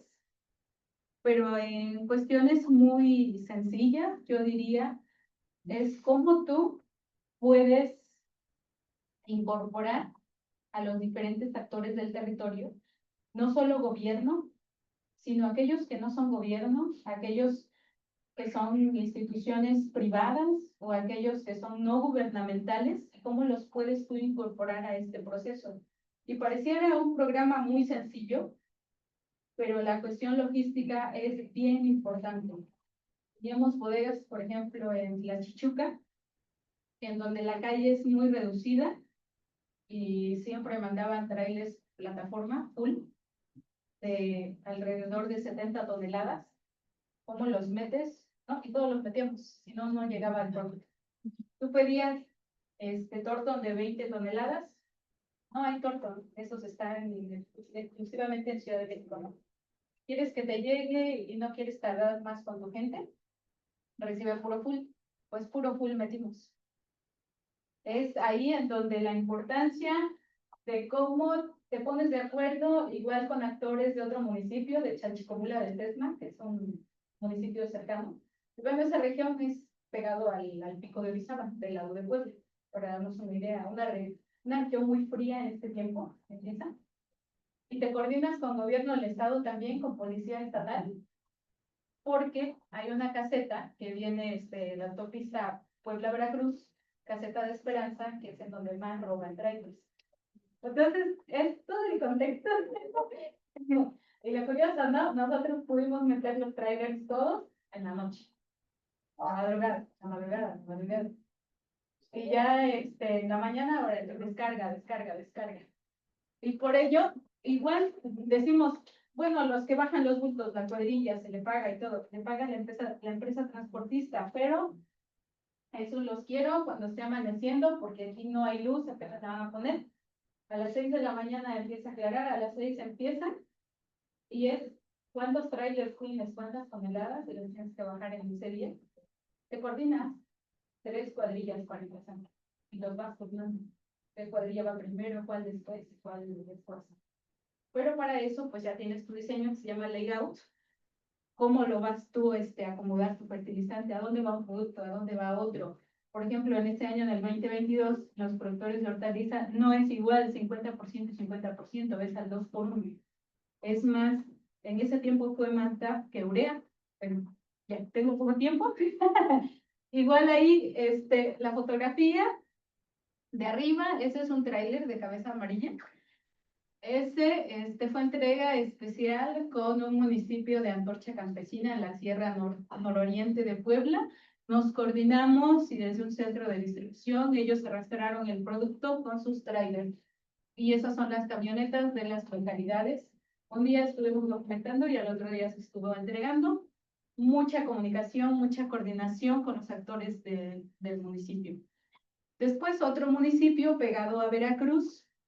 Igual, mucha coordinación, ahí documentamos en su municipio y ese mismo municipio mandó Torton a la bodega más cercana. Y aquí es un municipio de la sierra, en donde precisamente se le explica a los representantes de los ejidatarios cómo va el programa y nos ponemos de acuerdo quién va primero y quién va después en recibir su insumo. Continuamos. Muy pocas diapositivas. Y bueno, aquí también en las imágenes vemos un municipio de la Sierra Nororiente de Puebla. Igual vamos a documentar, al municipio vecino tenía la bodega, pero hay roces políticos entre un presidente y otro. No hubo problema, para no entrar en conflicto en sus territorios, los atendimos directo en sus municipios y nos pusimos de acuerdo con los... Ahí fue con el municipio y con su director de desarrollo rural. Y ahí fue en la Mixteca, efectivamente, ya se fue Alfonso, pero ahí hace mucho calor. Ahí nos fuimos a documentar súper tempranito y hasta en la tarde se les entregó el producto. Del día nada, porque ahí hace un calorón, no lo aguantamos. Bueno, los que vienen de Sonora sí lo aguantan, nosotros los poblanos no lo aguantamos. Bueno, de acuerdo con algunos autores, la relevancia de la gobernanza territorial en el ámbito agroalimentario radica en la promoción de la coordinación entre los diferentes niveles de gobierno y participación de actores locales. Aquí, si vemos, es un programa del gobierno federal, pero nos coordinábamos con el gobierno estatal y con los municipios y las localidades. ¿La que sigue? Ajá. Bueno, y así es como los principales actores en el programa, en la fase preoperativa, pues son los comisariados y los gobiernos locales. En lo que es la fase de la entrega, pues ya viene siendo la secretaría, y bueno, el gobierno local también, las comunidades, las autoridades locales. Prácticamente todos somos los que intervenimos desde la fase preoperativa y la operativa, pero más de manera más activa en la operativa. ¿La que sigue? Y bueno, aquí vamos viendo, por ejemplo, algunos actores que se les pudo entrevistar, algunos, en este caso, comisariados ejidales, pues Siempre nos pedían lo mismo en territorio. Creo que es hasta el programa de entrega de adultos mayores, de despensas, todo lo que siempre te van a pedir son atención a casos especiales, personas que no pueden salir de casa, etcétera. Nos coordinamos también con ellos y con sus autoridades locales, si ellos tienen vehículo o si no, nos vamos con el municipio o si no, con los mismos del programa y establecemos igual un calendario y las rutas. La primera imagen que veían es en el Estado de México, pero igual ahí nos coordinamos una semana de pura ruta. Mi bodega abarca 10 municipios, me he hecho una ruta así. Yo me voy con los paquetes, voy documentando y atrás de mí ya va el carro a la bodega, echa los bultos y les va entregando. Porque no podrías con una camioneta de 1 tonelada, nada más puedes ir documentando y ya los municipios se encargan de ir con el responsable de la bodega y llevarse el producto, etcétera. Entonces, en términos muy generales, así es como opera en la práctica este tipo de programas. Les repito, fue en el 2022. Ahí sí le dábamos mucha apertura a los comisariados ejidales, a los gobiernos locales. A partir de 2023 ya no tanto. ¿Por qué? Porque se incorporan otras secretarías del gobierno federal y de alguna forma se deja de interactuar muy de lleno con las localidades y más nos coordinamos a la par con lo que diga bienestar. Lo que diga saber y lo que diga bienestar y ya dejamos a un lado un poquito las reuniones de priorización, comisariados, y nosotros prácticamente decidimos por experiencia que ya se tiene y es como tomamos esta propuesta, esto va primero y esto después. Y ahora mucho más cambios tiene el programa. Y creo que ya. Bueno, pues las conclusiones, pues este es uno de los programas que en ese momento pues tiene elementos que se puedan ver o que puedan mostrar la gobernanza de la ejecución, sobre todo ya lo vimos en la parte procurativa y operativa, y en este caso pues los actores del territorio son claves en este caso, en los teóricos son los stakeholders, con los que debemos tener mayor comunicación. ¿Por qué? Porque ellos conocen el territorio.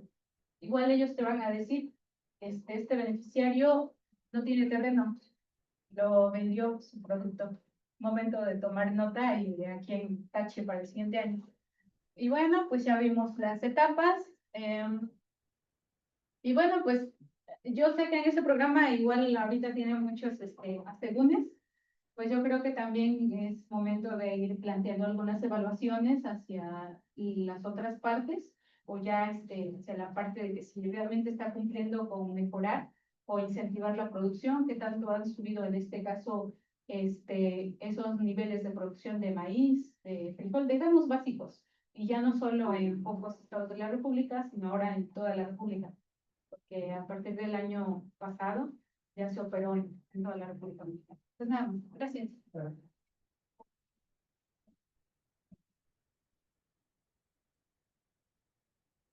Una pregunta. Bueno, estamos ya sobre el tiempo. Yo le pediría a la maestra Adriana Olvera Esquivel pasar a presentarnos su trabajo, el valor del trabajo no remunerado de las mujeres mexicanas y su impacto en el cumplimiento del objetivo de desarrollo sostenible sobre la igualdad de género. Muchas Adelante. gracias. Buenas tardes. Gracias. Gracias por acompañarnos. La presentación que quisiera compartir con ustedes, espero sea pronto parte de una investigación sobre este tema. El interés primordial es identificar, por un lado, si tiene un valor económico el trabajo no remunerado y si es importante este trabajo a efecto de cumplir con el Objetivo de Desarrollo Sostenible número 5, que tiene que ver con la igualdad de género. Entonces, si me regalas, y que por favor la que sigue. Primero, una breve definición de lo que significa el trabajo doméstico y de cuidados. La mayoría de este trabajo es no remunerado.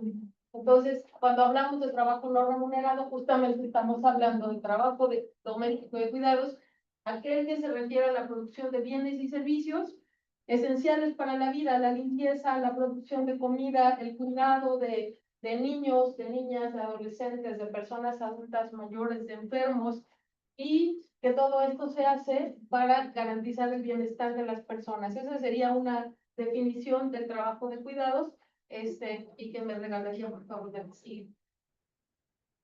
¿Cuál es la importancia de este trabajo? Me regala la que sigue.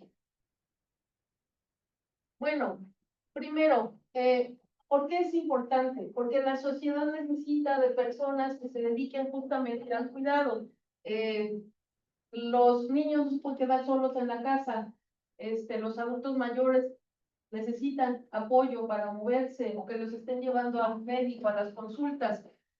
Pero hay un tema, hay una subvaloración social, es decir, como sociedad no estamos como habituados a reconocer que ese trabajo es importante y que es valioso y que inclusive si se hiciera un cálculo, pues, o si tuviéramos que pagar por ese servicio, generaría algún costo, ¿no?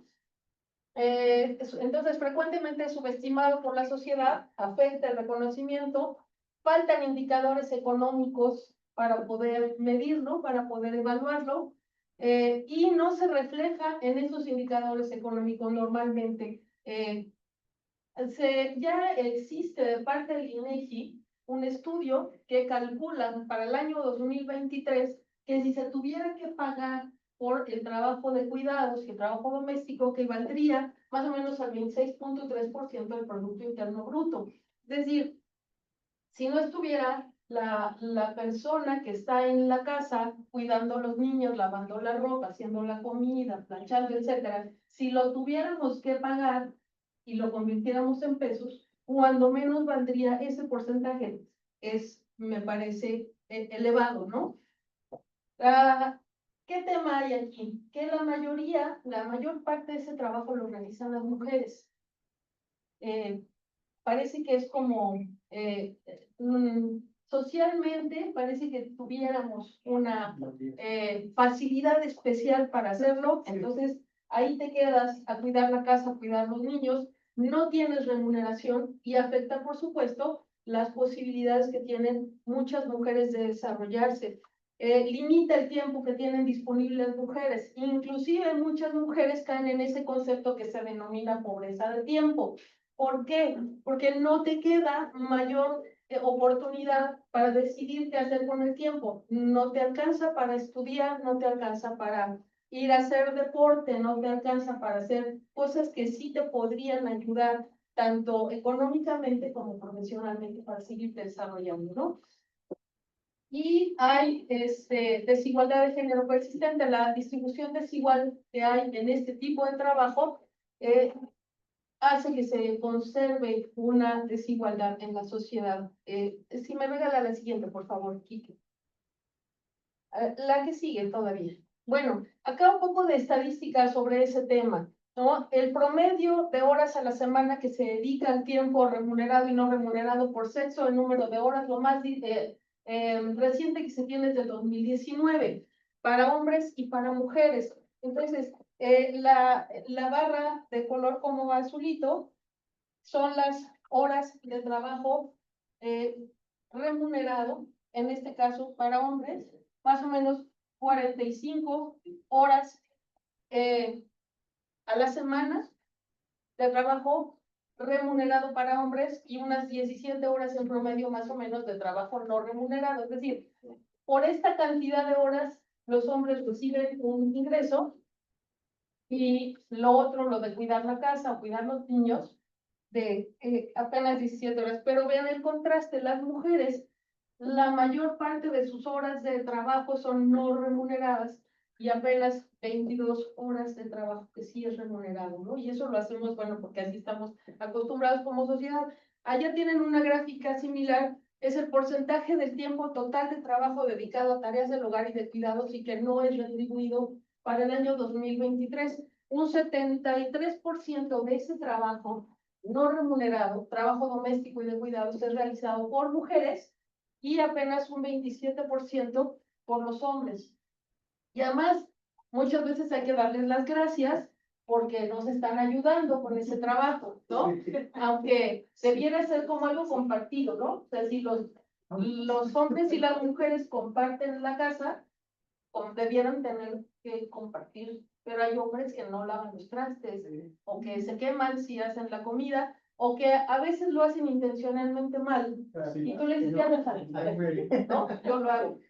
Cosas así pasan en otros lugares del mundo, acá en México casi no ocurre. ¿Me pueden, por favor, regalar la que sigue? Ahora, hay efectos en la economía de las mujeres, obviamente. ¿Por qué? Porque tienen que atender esas responsabilidades, pero además hay que considerar que es una especie, es que es un derecho humano.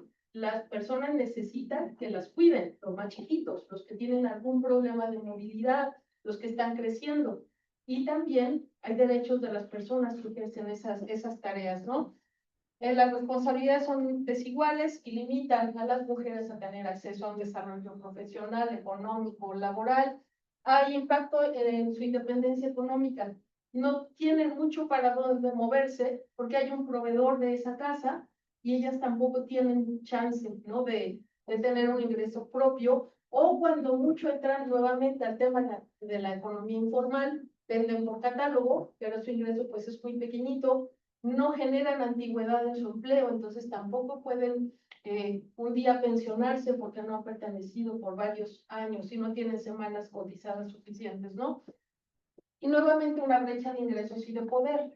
Pocas veces tienen esas mujeres la oportunidad de participar en aspectos de toma de decisiones y tampoco tienen como un ingreso que sea similar al que pueden tener los hombres, ¿no? Ya empieza a cambiar, ya se empiezan a notar cambios, pero todavía hay mucho por hacer, ¿no? Me regresa a lo que sigue. Este tema que es interesante, ¿no? A las mujeres no se les pregunta, a la mayoría de las mujeres no se les pregunta si realmente les gusta, tienen disposición o quisieran quedarse a hacer la casa, la comida y los niños, ¿no? Se asume un rol femenino que debiera dedicarse a esas tareas y afortunadamente también eso empieza a cambiar en la sociedad. Hay un impacto en la equidad social y nos limitan, ¿no? La posibilidad de participar. También eso ha cambiado. Ya hay mujeres bomberas, ¿no? Ya hay mujeres que son soldadas, o sea, ya el tema de género va mejorando, ¿no? La que sigue, por favor. A lo mejor se acuerdan de esa caricatura de Mafalda. Bueno, los más jovencitos tal vez no. ¿Qué se puede hacer para apoyar o para mejorar esta situación del tema del trabajo no retribuido? Y esto está interesante. En México ya existe un anexo transversal para el tema de género. Existía el anexo que así se le llama, número 13, donde se dispone de recursos justamente para atender acciones de género. Para el presupuesto federal de ingresos del año 2026, ya tiene un nuevo presupuesto, un nuevo anexo transversal, que es el número 31. Para el próximo año le van a asignar, o ya tiene asignados, ojalá que así quede aprobado, 467,000 millones de pesos. Y que van, de momento, acciones como el programa de becas para el bienestar, el programa de la pensión para adultos mayores, pero también ya incluye temas que tienen que ver con un cambio cultural para tener una responsabilidad compartida en el tema del trabajo no remunerado, el trabajo de cuidados. También hacer consciente, pues, que se necesitan acciones, campañas que nos ayuden a cambiar ese concepto de que no es nada más para el género femenino este tipo de tareas. Y también tiene que ver con temas de infraestructura, de dotación de recursos y de mejoras en el ámbito jurídico, de todo lo que se tenga que hacer. Ya existe una propuesta aprobada por la Cámara de Diputados en el sentido de crear un sistema nacional de cuidados que asigne recursos y que ayude pues a crear las condiciones. El problema es que aunque ya fue aprobado en lo general y en lo particular hace 4 años por la Cámara de Diputados, todavía no lo aprueba la Cámara de Senadores. El hecho de que ya el presupuesto federal tenga una cantidad asignada, pues también habla de un avance, ¿no? La idea de investigar el tema tendría que ver un poco para inclusive creer en que es posible vivir en una sociedad de cuidados, ¿no? Una sociedad en donde todos nos cuidemos y todos somos responsables de los más vulnerables y fomentar la participación equitativa de todos los miembros en las tareas domésticas para que no sea una responsabilidad con la carga más fuerte para las mujeres. Si me regalan la que sigue, por favor, Quique.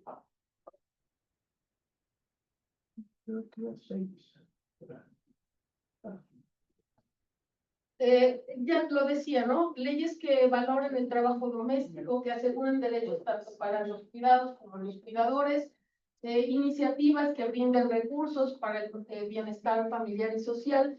Esto poniéndolo más clarito, tendría que ver, por ejemplo, con licencias de paternidad. Cuando en Europa, por ejemplo, los papás y las mamás que acaban de tener un bebé pueden tener hasta 6 meses, ¿no?, de periodo que tengan que estar juntos y que cuidan a los bebés. Creo que casi nos tomamos 3 días y los papás le toman 3 días, ya nos andan queriendo correr, ¿no? Ese tipo de licencias son parte de ese cambio en el marco normativo que podría favorecer a la creación de un sistema nacional de cuidados y promover igualdad en el trabajo. Si me regalan la última, me parece que ya son las conclusiones. Primero, reconocer, y es parte de la investigación que pretendo hacer, la importancia del trabajo doméstico, que no es remunerado, que es esencial para que la vida continúe así. Si nadie se hiciera cargo de ese trabajo, a lo mejor en esa pareja, en esa casa, a lo mejor el hombre no podría irse a trabajar si no tuviera quien cuida a los niños y quien cuida la casa, ¿no? Ya hay también, ya hay cambios, ¿no? Ya se queda el esposo en la casa cuidando a los niños y la casa, y la señora va a trabajar, también ya ocurre.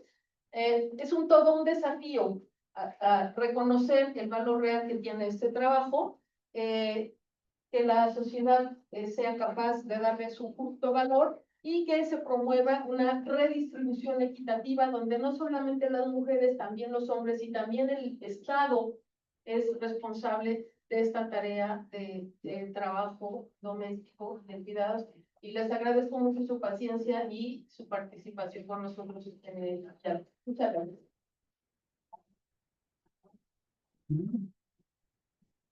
Muchas gracias a la maestra Adriana Olvera. Creo que le van a hacer preguntas. Adelante. Por aquí, Francisco le quiere hacer un reclamo porque dice que él sí lava platos. Adelante, maestra. Muchas gracias. Primero, te felicito porque es un trabajo muy crítico y muy particular para identificar problemas realmente de políticas sociales. También agradezco porque los maestros que nos enseñaron en las clases están presentes y entonces eso es fantástico.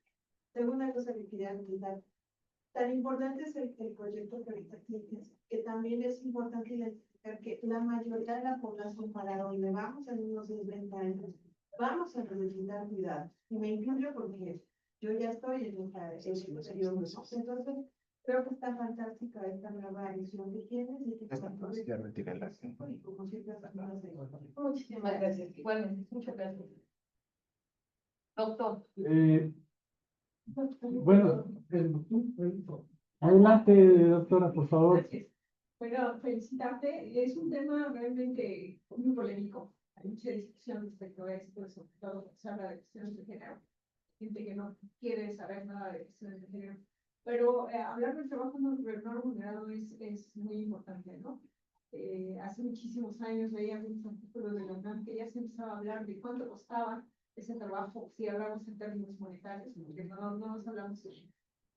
Pero es multifactorial, creo que también es cultural, es un problema realmente. Y a veces lidiar con la cultura no es muy fácil, aunque tengamos una serie de políticas públicas que puedan conllevar a eso, porque hay que ir desde abajo, desde la familia y bueno, de cuestiones.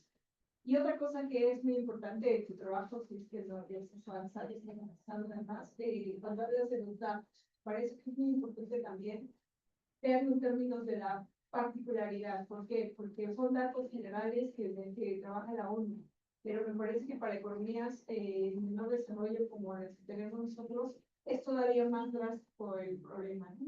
No es así por las justamente por las condiciones socioeconómicas que presenta habría como que bajar un poquito más, tratar de ver si hay datos que te digan cómo está en el caso de la migración.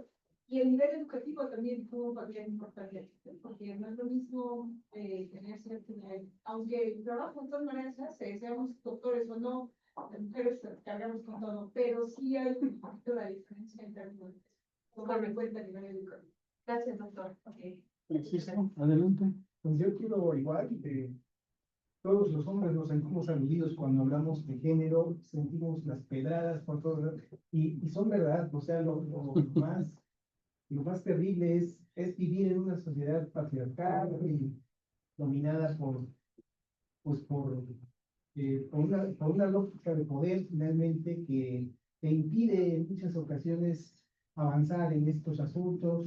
Yo diría que este tipo de trabajos ahora con este gobierno pues se van a impulsar mucho, entonces pues posible que tú tengas pues recursos, tal vez financiamientos, porque es un tema de vanguardia, es un tema que es un tema de actualidad, pero también es un tema de rezago histórico, es como la problemática indígena, como la problemática, esto es terrible, y es un problema cultural, es muy complejo. Sin embargo, creo que hay que entrar a estos temas y qué bueno que tú estás en ese interés y pues felicidades por ello. Muchas gracias, doctor. Muy amable. Muy bien. Gracias a todos. Pues muchas gracias a todos. Con esto vamos a cerrar. Queda la entrega de reconocimientos. Yo le voy a pedir a dos personas que me acompañan desde Sonora para que valga la pena el viaje de más de 2,000 kilómetros por acá, para que me ayuden con la entrega de reconocimientos. Al doctor Francisco José Rodríguez Escobedo, por favor. Yo soy. Sí, ya sé, pero le estoy pidiendo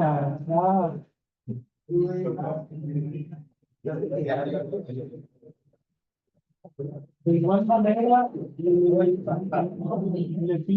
le pido a Marco que haga entrega a la doctora Verónica Yolanda Yancé Morales, Amado Torralba Flores y Alfredo Pérez Paredes de sus respectivos reconocimientos.